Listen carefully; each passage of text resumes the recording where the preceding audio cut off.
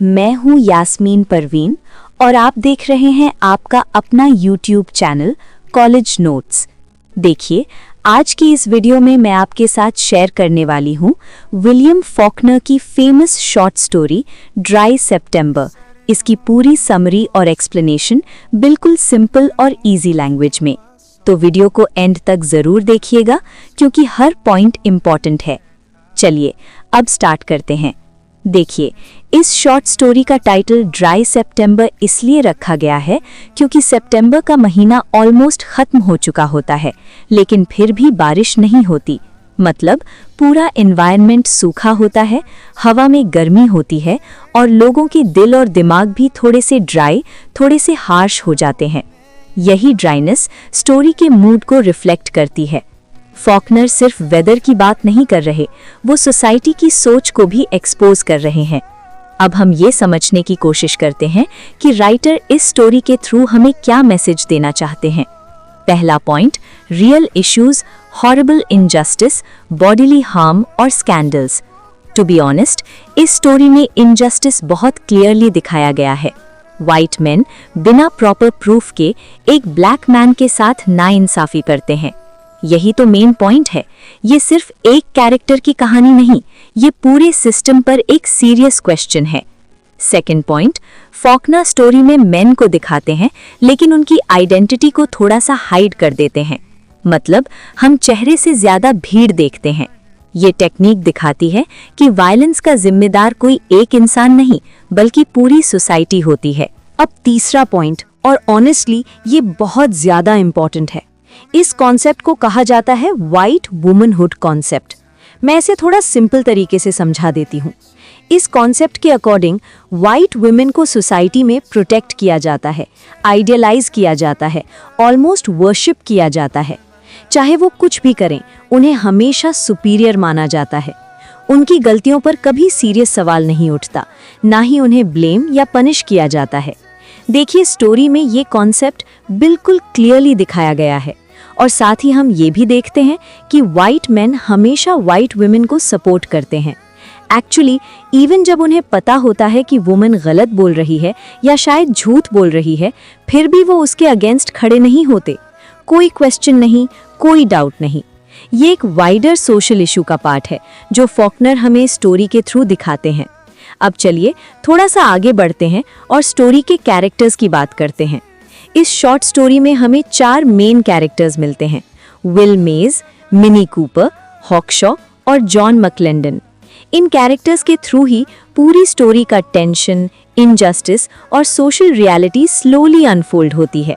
Will Myers, दूसरी है mini Cooper, जो कि जिनकी बात अभी हम कर रहे थे, वाइट गॉडेस कंसेप्ट जिनके ऊपर लिखा गया है। और तीसरे हैं हेनरी हॉकशॉ और एक और है जॉन मैक्लेंडन। अब इसमें जो विल मेयर्स हैं वो एक आइस फैक्ट्री में काम करते हैं और साथ ही साथ वहाँ पर वो नाइट वॉचमैन का काम करते हैं और इस स्टोरी में यही विक्टिम होते हैं।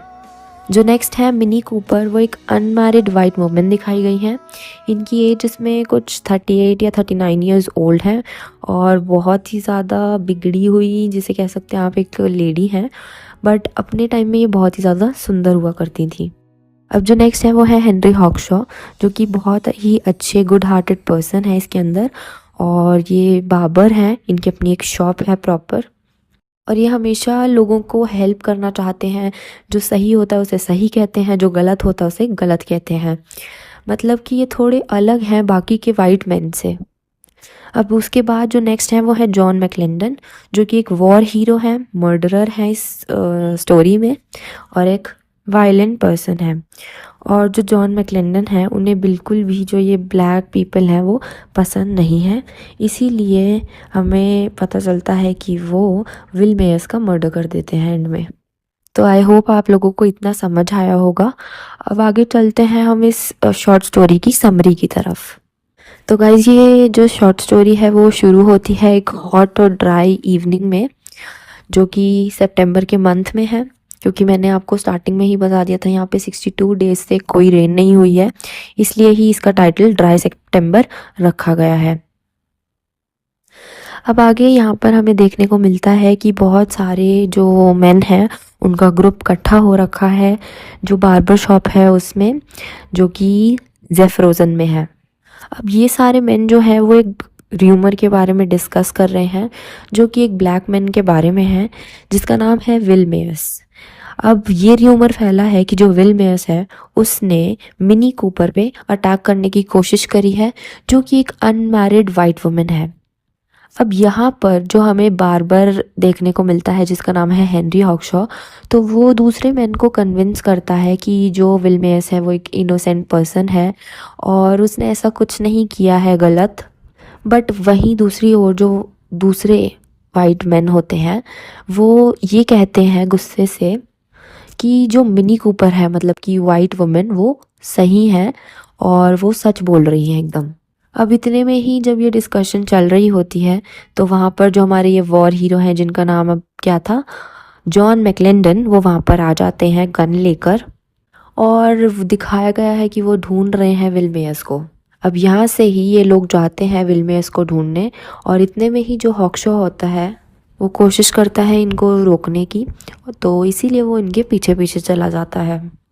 अब दूसरी तरफ हमें थोड़ा बहुत मिनी कूपर के बारे में बताया गया है कि वो 38-39 ईयर्स की वुमेन है और वो अपने दिन जो है अपने घर में अपनी एजिंग मदर के साथ बिताती हैं और अपनी आंट के साथ, और दिन में वो इधर उधर घूमती रहती हैं, विंडो शॉपिंग करती हैं अपने दोस्तों के साथ दोपहर में, और शाम में वो मूवी वगैरह देखने जाती हैं। अब जैसा कि मैंने आपको स्टोरी की स्टार्टिंग में बताया था कि वो अपने जवानी के टाइम में बहुत ही ज़्यादा सुंदर थी, पर फिर भी उन्होंने, अब वो एजिंग में आ गई हैं और अभी तक शादी नहीं करी है। अब थोड़ा बहुत हमें उनके बारे में बताया जाता है, जैसा कि उन्होंने एक बैंक क्लर्क था जिसको डेट करा था, बट ये जो आदमी था उसने उनको छोड़ दिया था जब उसको जॉब मिल गई थी मेम्फिस में। अब लोकल गॉसिप के थ्रू हमें ये पता चलता है कि जो मिनी है वो रेगुलरली विस्की वगैरह ड्रिंक करती हैं, और ये भी पता चलता है कि जो मिनी कूपर है उन्होंने पहले भी किसी मैन को लेकर ये र्यूमर फैलाया था कि जब वो अंडर्स हो रही थी तो वो उन्हें देख रहा था। अब स्टोरी वापस से शिफ्ट हो जाती है हमारे पुराने सीन पे, जहाँ पर जो हॉक्शॉ है इन लोगों को रोक रहा होता है विल मेयर्स को हार्म पहुँचाने से। पर ये लोग जो होते हैं वो आइस फैक्ट्री तक पहुंच चुके होते हैं जहाँ पे जो विल मेयर्स है वो काम करता है, और उसे बाहर लेकर आते हैं खींच के, उसके हाथ वगैरह बांध देते हैं और उसे बहुत मारते हैं, और उसके बाद उसको हॉक्शॉ के साथ कार में बैक सीट पर बिठा देते हैं।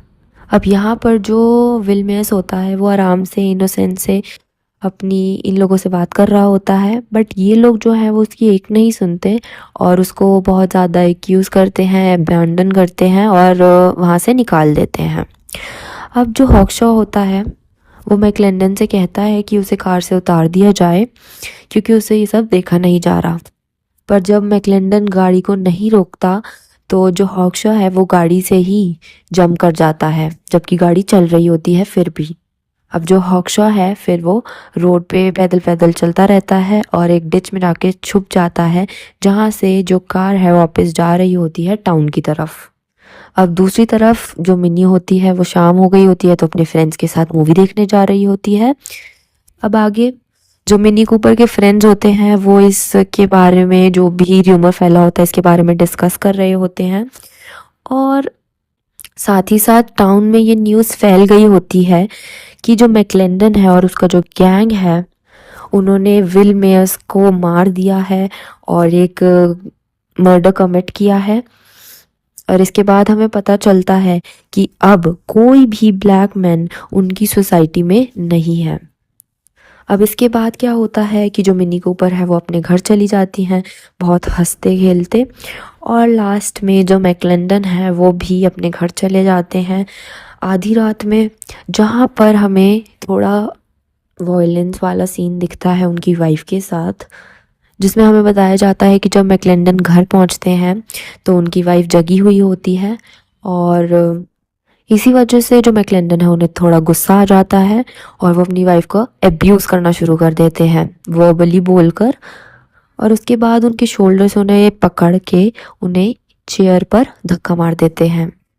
उसके बाद वो बेड की तरफ जाते हैं, अपने कपड़े उतारते हैं और उसके बाद जो अपनी गन है उसे टेबल पे रख देते हैं और उसके बाद जो अपना पसीना होता है उसे पोंछते हैं अपनी बॉडी से और यहीं पे हमारी शॉर्ट स्टोरी ख़त्म हो जाती है। दोबारा से इस नोटिस पर कि हमें पता चलता है कि ड्राई सितंबर चल रहा है। तो आई होप गाइस आप लोगों को यहाँ तक की स्टोरी या फिर आप कह सकते हैं समरी क्लियर हो गई होगी। अब अगर आप पढ़ेंगे तो आपको अच्छे से ये स्टोरी समझ आ जाएगी। तो अब आगे हम बढ़ते हैं इसकी थीम्स की तरफ। अब इसमें जो मेन 4 थीम्स हमें देखने को मिलती हैं वो है वॉयलेंस, दूसरी है रेसिज्म, तीसरी है विजिलेंटे जस्टिस और चौथी है जेंडर एंड क्लास। अब इनको थोड़ा बहुत हम समझ लेते हैं। तो सबसे पहली जो वॉयलेंस है वो हमें बहुत ज़्यादा इसके अंदर देखने को मिलता है। जैसा कि आपने स्टार्टिंग में देखा होगा कि जब ये लोग गन वगैरह लेकर निकलते हैं विल मेयर्स को मारने के लिए, उसके बाद जब उसे असल में मार देते हैं।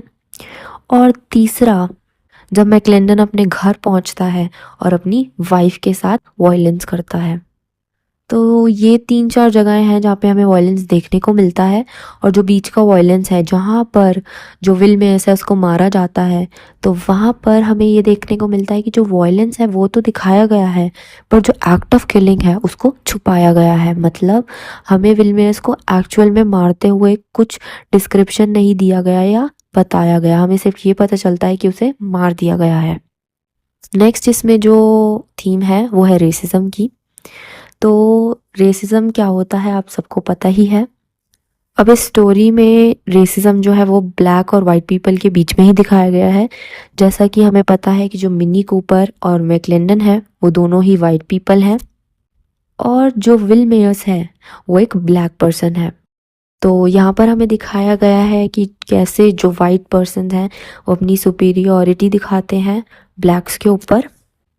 जैसे कि जो मिनी कूपर है वो पहले र्यूमर फैलाती हैं और उसके बाद जो मैकलेंडन है वो मार देते हैं विल मेयर्स को। तो यही सारा रेसिज्म के अंदर आता है कि कैसे जो वाइट पीपल हैं वो नहीं चाहते कि जो ब्लैक पीपल हैं उनकी सोसाइटी में एंटर करें या फिर उनसे ऊपर जाएं। तो यहाँ पर अ सेंस ऑफ इन्फीरियॉरिटी भी दिखाया गया है टुवर्ड्स द ब्लैक। अब इसके बाद जो थर्ड थीम है वो है विजिलेंटे जस्टिस की। अब विजिलेंटे जस्टिस में हमें ये बताया गया है कि जो यहाँ पर ग्रुप है वो खुद ही जस्टिस के लिए जो है डिसाइड कर लेते हैं, अपना खुद ही डिसीजन ले लेते हैं, जैसा कि मैकलेंडन ने किया। मैकलेंडन और उनका ग्रुप खुद ये डिसाइड कर गया कि उनको विल मेयर्स को मारना चाहिए एक र्यूमर के पीछे। अब इसके बाद जो फोर्थ थीम है हमारी वो आती है जेंडर और क्लास की।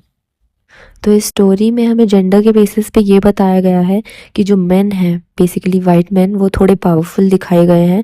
जैसे कि मैकलेंडन वो एक वॉर हीरो है और साथ ही साथ एक र्यूमर के पीछे एक आदमी की मर्डर कर देता है। दूसरी तरफ जो मिनी कूपर है वाइट वुमेन वो दिखाई गई है एक ऐसी वुमेन जो कि सारा टाइम अपने ऊपर स्पेंड करती है बट कुछ भी प्रोडक्टिव नहीं करती। सबसे बड़ी चीज़ कि उनकी इतनी एज हो चुकी है उसके बाद भी उनकी शादी नहीं हुई। दूसरी बात कि दोपहर में वो अपने फ्रेंड्स के साथ हैंग आउट करती हैं, शाम को मूवीज़ देखने जाती हैं, ड्रिंक करती हैं। अब इन सब बातों से हमें थोड़ा बहुत ये भी पता चलता है कि वो एक अपर क्लास की वुमेन का पार्ट नहीं है क्योंकि उनके काफ़ी ज़्यादा अफेयर्स भी रह चुके हैं, बट अपनी ब्यूटी की वजह से वो एक अपर क्लास सोसाइटी में एंटर कर जाती हैं। बट फिर भी वो पूरी तरह उस कैटेगरी में नहीं आ पाती और यही वजह है कि उनकी वहाँ पर किसी भी मैन से शादी नहीं होती है। तो गाइज़ यही सब कुछ है जो आपके लिए इम्पॉर्टेंट है जानना इस शॉर्ट स्टोरी को लेकर और इसे याद रखना अपने एग्ज़ाम पॉइंट ऑफ व्यू से, क्योंकि आपके पेपर में ये थीम्स वगैरह या फिर जो क्रिटिकल एनालिसिस होते हैं ये पूछे जाते हैं। तो आई होप गाइज आप लोगों को ये वीडियो अच्छी लगी हो। अगर अच्छी लगी है तो इसे लाइक शेयर करना ना भूलें और कमेंट करके भी मुझे ज़रूर बताएं कि आपको और वीडियोस किस टॉपिक पर